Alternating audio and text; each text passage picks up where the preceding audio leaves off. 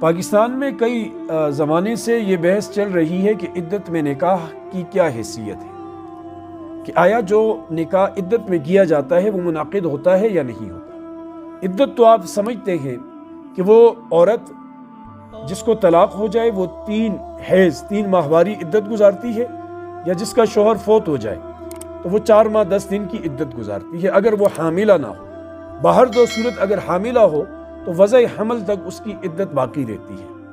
اس عدت کے دوران نکاح کرنا اسلام میں حرام اور ناجائز ہے۔ علماء نے لکھا ہے، فقہاء نے، کہ عدت میں نکاح کیا جانے والا نکاح منعقد ہی نہیں ہوتا، اس نکاح کی کوئی حیثیت نہیں ہوتی۔ کیوں؟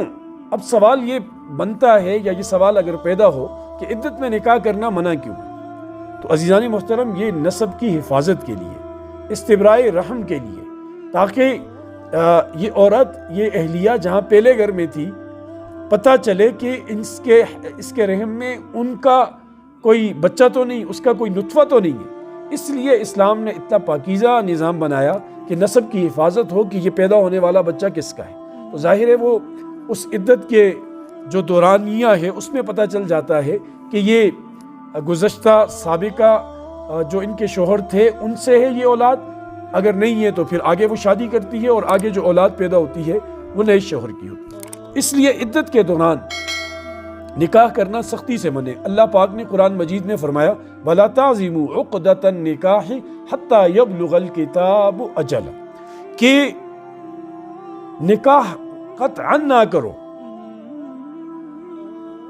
عدت کے دوران یہاں تک کہ اس کی مدت پوری ہو جائے۔ جب مدت پوری ہو جائے پھر نکاح کرو۔ اب کچھ لوگ پوچھتے ہیں کہ رخصتی چلو نہیں کر سکتے، تو کیا نکاح عدت کے دوران نکاح کیا جا سکتا ہے، منگنی کی جا سکتی ہے؟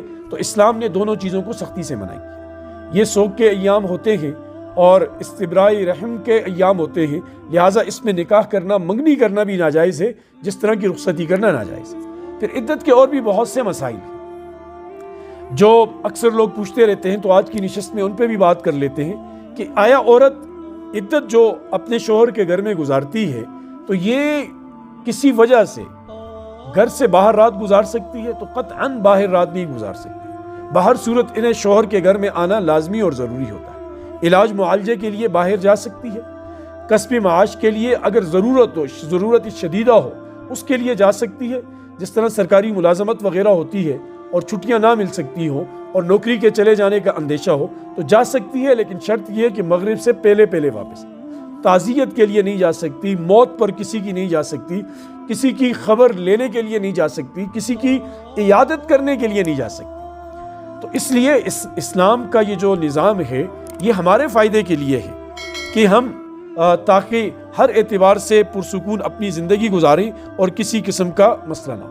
اور یہ بات ذہن میں رہے کہ جس گھر میں شوہر کے یہ جو شوہر فوت ہوا ہے، جس گھر میں یہ رہتی تھی، یہ عدت وہیں گزارے گی، سوائے اس کے کہ کوئی شدید ضرورت پیش ہو۔ مثال کے طور پر وہاں اسے اپنی عزت آبرو کا خطرہ ہو، جان کا خطرہ ہو، اپنے بچوں کا خطرہ ہو، مرنے کا خطرہ ہو۔ ایسی صورت میں اگر کوئی عورت وہاں سے اپنے میکے جانا چاہتی ہے اور واقعتاً یہ چیزیں موجود ہوں تو اسلام اس کی اجازت دیتا ہے۔ اللہ پاک ہمیں سمجھ کی توفیق نصیب فرمائے۔